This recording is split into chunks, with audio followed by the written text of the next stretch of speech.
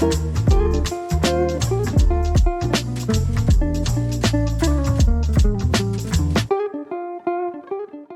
everybody. Today we have Tom joining us on the podcast, who runs a short-term property management company called My Superhost. So Tom has a great perspective on running properties in Wales and the west of England, now managing over 40 properties on behalf of his clients. So Tom, thanks for joining us and welcome to the podcast. Thank you. Thanks for having me. Nice to be here. No problem, no problem. As somebody who's listened to the podcast before, you probably know, we like to start with your funniest guest story. I do, yeah, I do indeed. It's a tricky one, but I think probably the funniest thing that's happened to us was we have a property that has a sofa bed, advertised in the lounge area.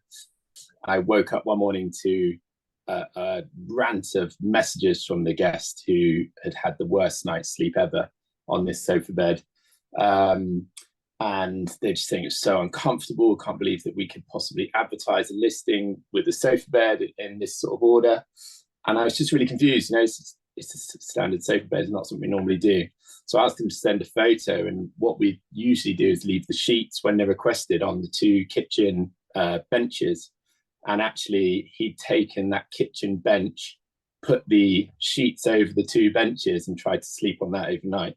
So it's no wonder that he didn't have a good time. Luckily, he saw the funny side of it when I explained it's actually a proper sofa bed that pulls out, and unfolds, actually quite comfy. But yeah, that was a bit of a learning for the communication front. Had he actually slept on it? Sorry, he basically ended up sleeping on the floor, really. But he thought because we'd left the sheets on the benches that he was supposed to make up the bench with the pillow. We just leave everything set up there for the odd occasion that people use the sofa bed, rather than pulling the sofa bed out because it's in the lounge. So yeah, it was rather amusing. Luckily, he saw the funny side. Bless him. Okay. In terms of your company, I outlined you're kind of mainly operating in Wales and I think the west of England. But just a bit of background on your company and how you got into the industry.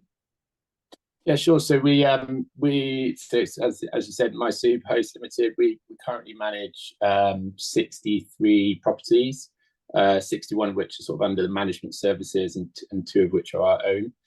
Predominantly based in Wales, although we've got, as you say, a couple in England as well. It started when my wife and I bought our property in Pembrokeshire. Having grown up here and lived in London, we decided to move back to Pembrokeshire, starting a family.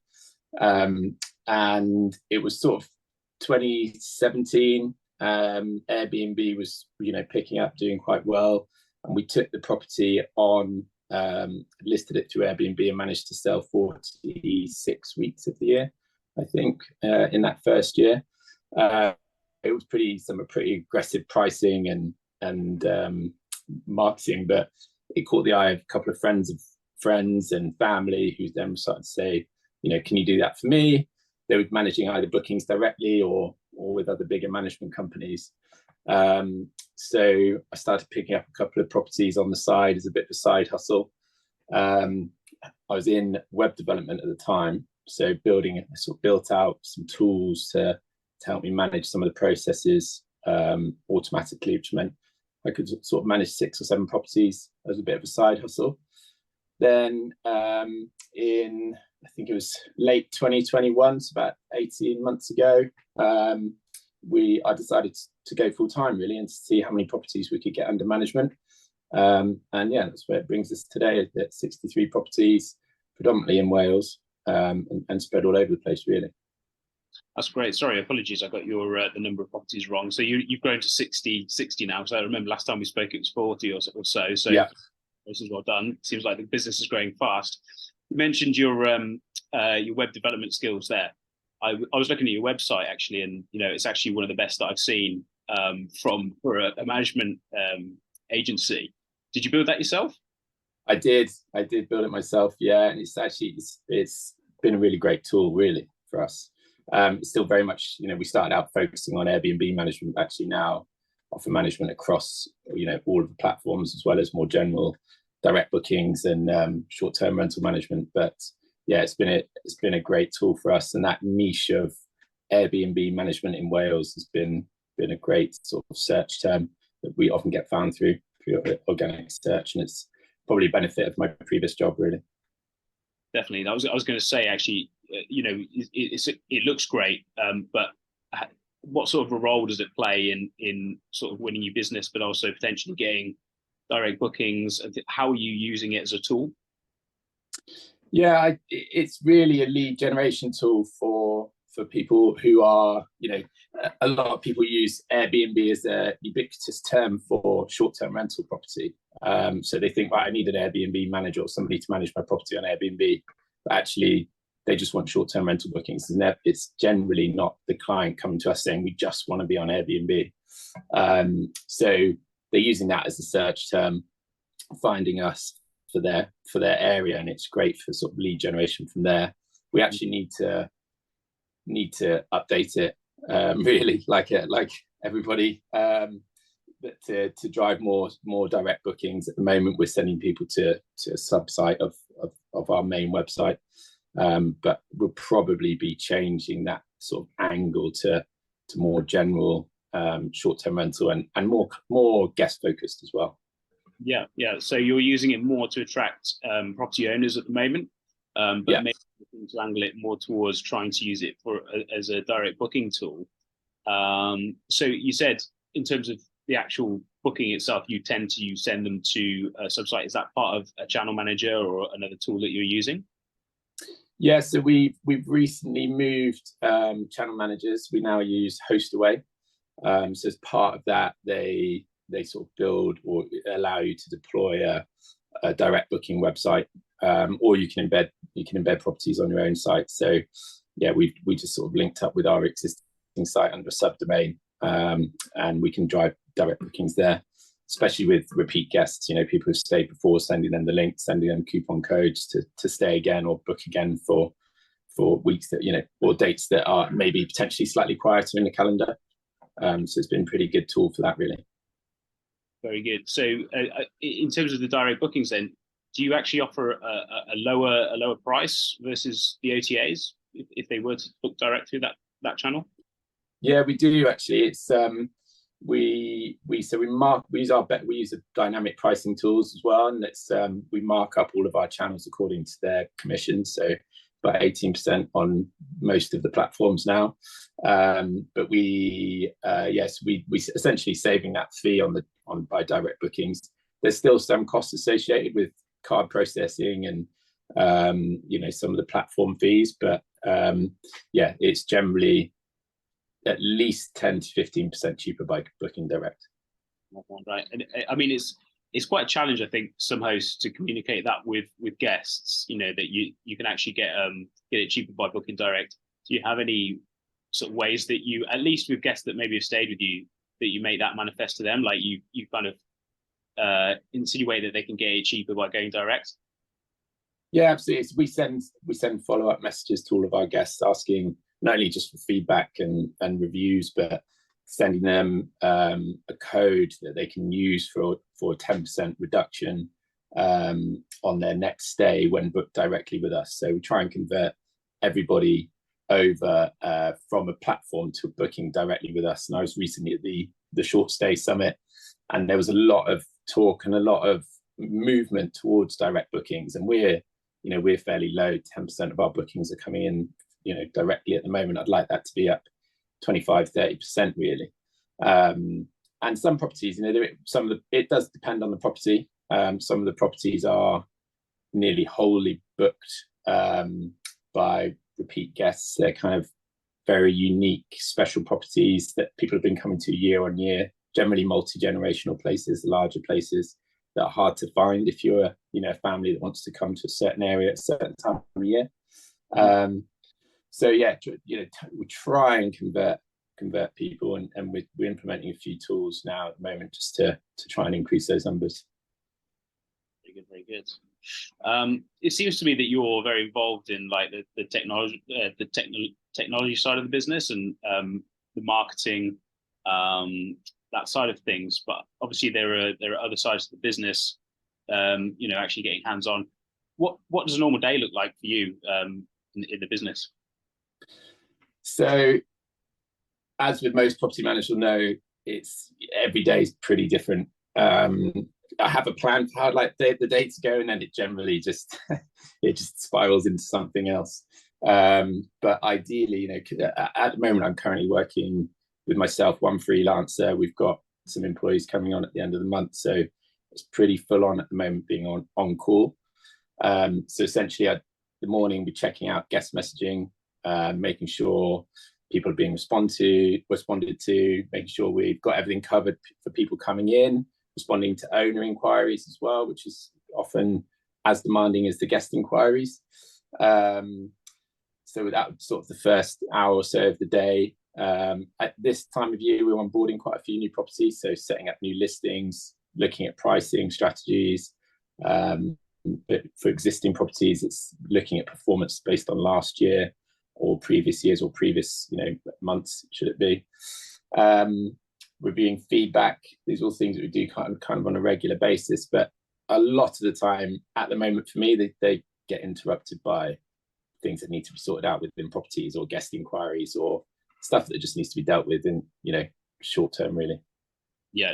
So I guess it's quite hard to find the line between firefighting, getting all of those things that desperately need to be done, and then the more strategic, pricing strategies and onboarding of the properties, things like that. I guess it's like a constant tug of war between those. Yeah, it really is. And I've tried to segregate my day to allow, middle of the day is generally pretty quiet. People either have an issue in the morning or around check-in. So, that's the busy time for dealing with immediate issues. So try and segregate the day up a little bit to make sure that it's not too interrupted, essentially. They can do those key tasks throughout certain time blocks in the middle of the day. Definitely. Like I say, I think obviously we talk to a lot of property managers, and I think they are some of the busiest people I've ever met. In terms of in day-to-day business, there's always something going on with the property, right? So especially if you're managing, several of them on behalf of clients, I guess it kind of escalates and it seems to me there's always something wrong with a guest day. And a lot of property managers seem to try and they kind of get into the stage where they want to put in place processes to kind of deal with the day to day so that they can focus more on the strategic. And it kind of sounds to me that you're kind of getting to that stage now.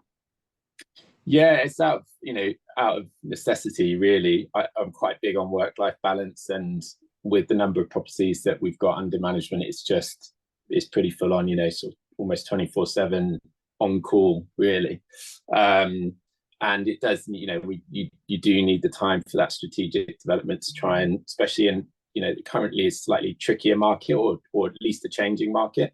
So making sure we're on top of the trends and looking at how we're doing compared to previous months or previous performances, or even our sort of competitive sets for properties. So yeah, it's something that we need to have, and we're working quite hard to make that. And luckily, some of the automation tools that we have in place really help with the heavy lifting of communication. So I'm quite grateful that we've got that in place, really. And so you mentioned being on call 24/7. That sounds pretty hard. But what's your biggest headache when it comes to hosting? I think generally it's this sort of time-sensitive nature of dealing with issues. So it would be nice to be able to say, I'll deal with that at a more convenient time. But ultimately, things need to be done now. If people are coming for a 2 or 3 night break, which happens quite a lot in the shoulder seasons here in Wales, you need to deal with the issues immediately whilst they're on their stay. If somebody's got an issue with electric or water or whatever it may be, you need to deal with those things ASAP.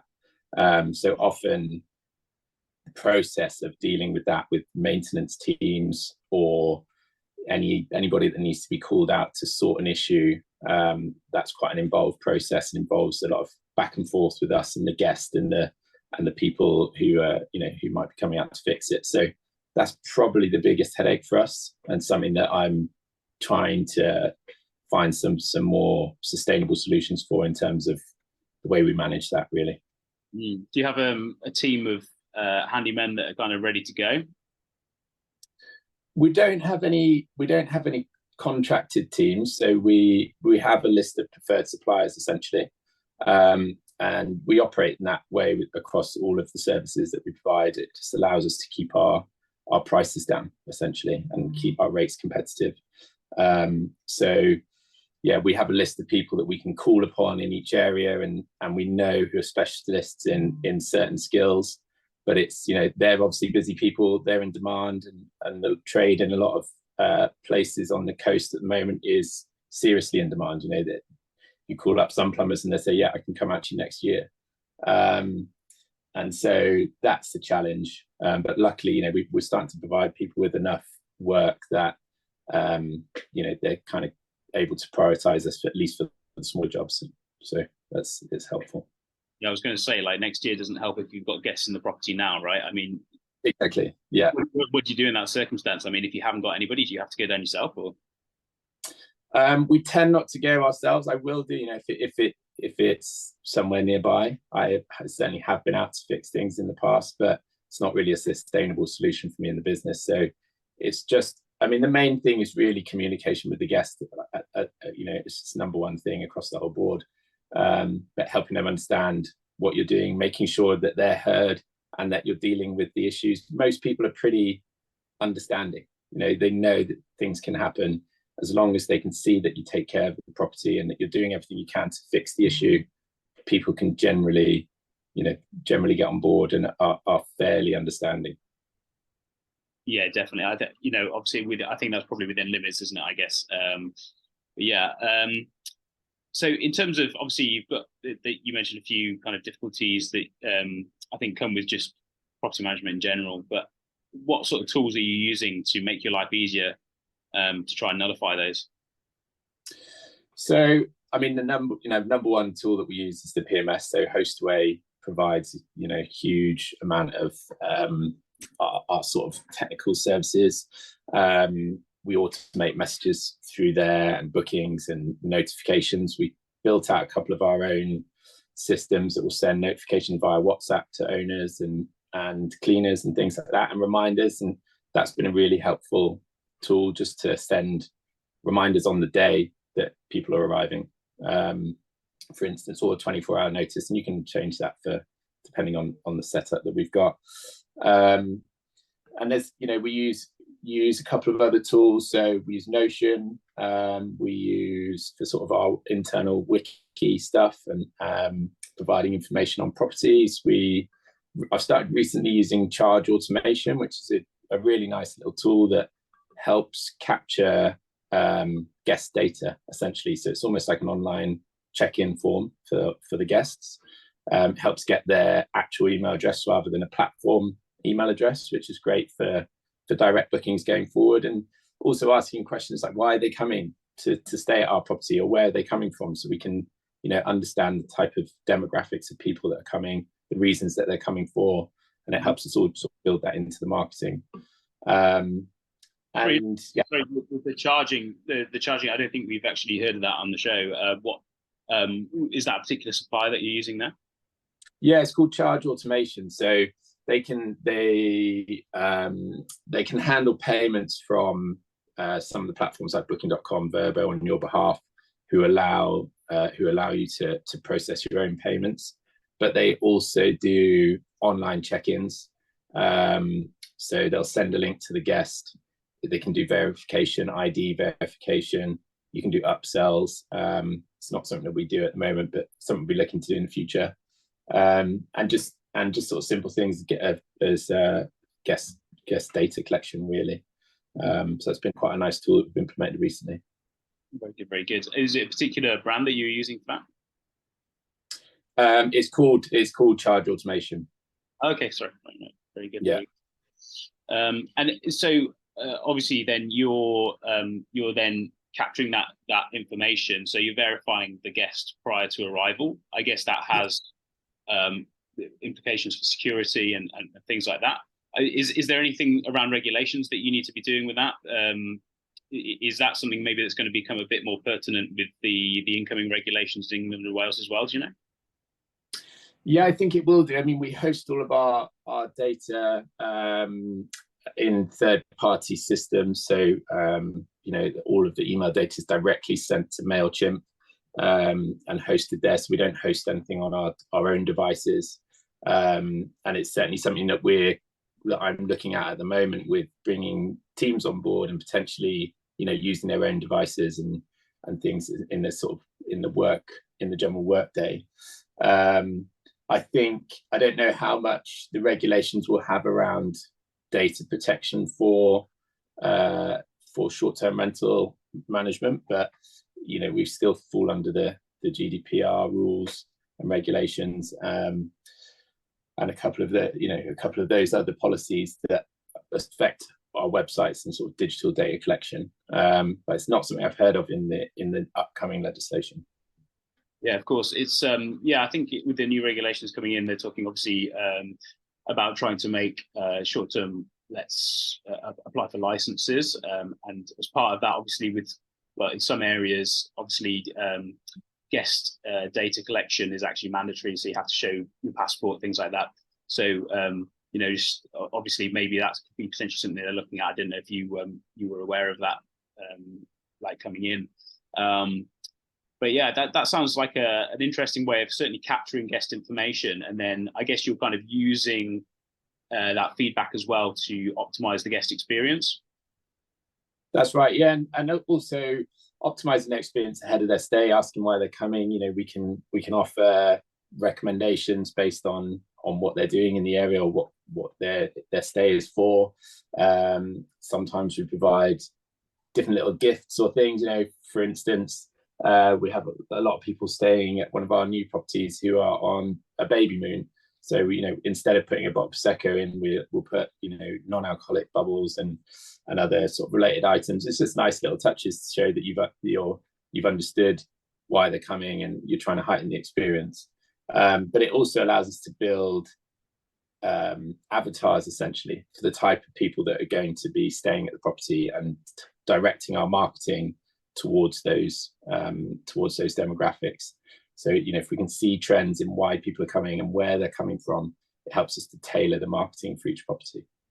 This is really interesting stuff. I mean, this is kind of bordering on CRM that obviously larger scale businesses would do with sort of larger scale data sets of customers. So it's interesting that you're kind of applying those techniques to what property management and your business.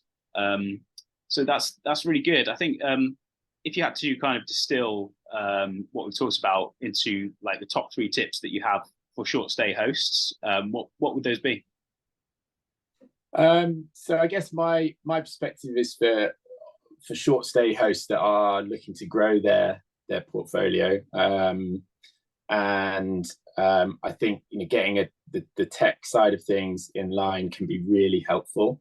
But I think also with that and with automations, I think that's essential, really. You know, it's impossible to be replying to every single person and welcoming every single guest manually, but being able to keep a personal touch on that automation and getting in touch with people and calling people when you can, and just being the face of the business, I think, still really important. At the end of the day, people are coming to stay at property that you look after. They want to know who they're staying with, who they're going to be speaking to, and that they're not just sort of left out there on their own. So keeping that personal touch, I think, is really important. Also, one thing that I've come to sort of realize is that you don't need to take on every property that comes your way. You know, that's something, maybe it's been a bit more of a luxury. Now we have a few more properties under management, but essentially you've got to, I think carefully about the properties that you take on. And for me, it's ones that I would want to stay at myself, and ones that I care about, and ones that the owners care about as well. You know, we want to deliver a great guest experience, and if the owner's not in it for the right reasons, then very difficult for us to truly deliver that guest experience. And I think obviously clear communication it goes without saying, but also honesty is always the best policy. There's always the temptation to sugarcoat things, or just to tell little white lies because you think that's going to make things easier. But actually, just being upfront with guests or owners about any issues that may have arisen, and just apologizing if there's an error, which will happen, when you've got more properties under, it goes a long way. And whenever, we've made a mistake, try and call up the guests or the owners or whatever the issue may be, and just outline it and apologize for what's happened. I think that's got us a long way, and it's actually turned guests that potentially, absolutely would never consider staying with you again to regular repeat guests. And I think that's been a huge learning.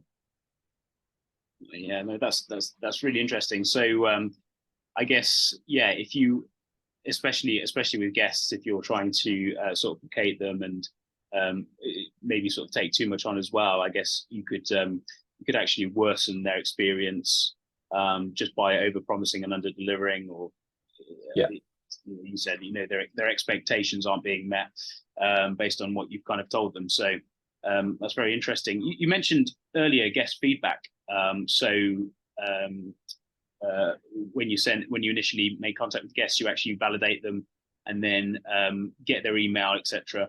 You mentioned getting some feedback from that, but in terms of actually using that feedback, you mentioned, so first of all, tailoring the experience. So that's really interesting. So that's when you have the information around why they're staying, etc.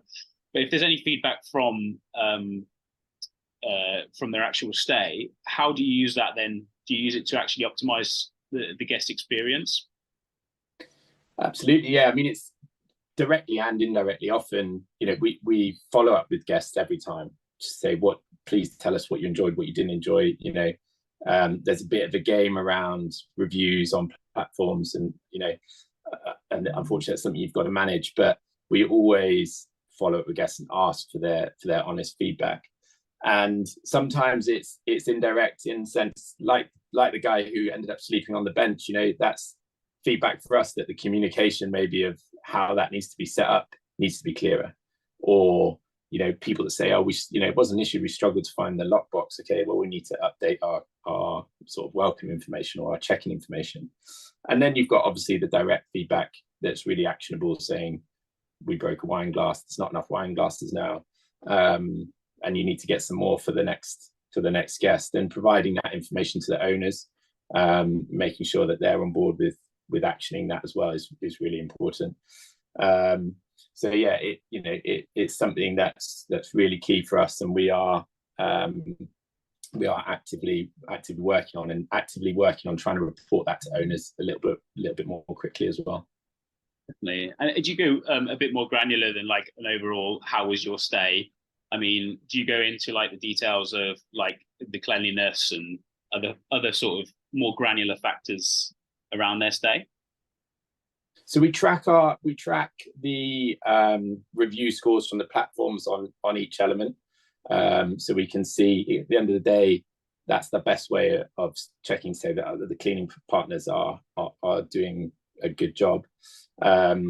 People say if a property is not up to standards cleanliness wise, but often you can get a better insight by checking out the star score in a review for cleanliness, or the communication scores, for instance. So we track those, and then we ask them for comments, and ask them to send us comments via email as well. So if they've got any feedback that and we tell them that we're going to use it to improve the future stays. And if somebody's had, unfortunate, somebody's experienced a bad stay for whatever reason and have provided feedback, we always try and action that and invite them back to experience the updates that we've put in place to prove that, it's not just falling on deaf ears, and we are actually trying to make a better guest experience, because that's what we're here for. And if we don't do that, then, we're not going to survive.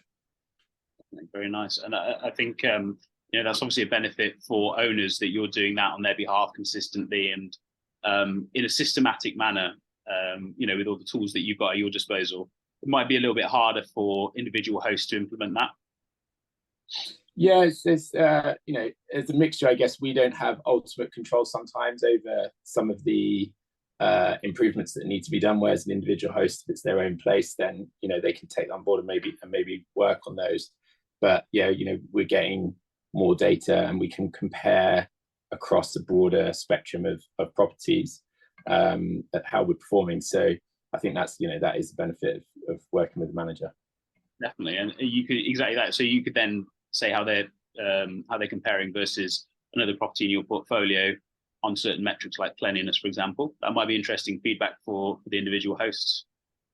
Yeah, absolutely. Yeah, and also historical data as well. We can put some changes in place, and with the tools that we've got, we can say, right, okay, well, in March we implemented these changes, so we'd be expecting these scores to go in the right direction. And has that happened? And reviewing that is certainly something that's certainly useful.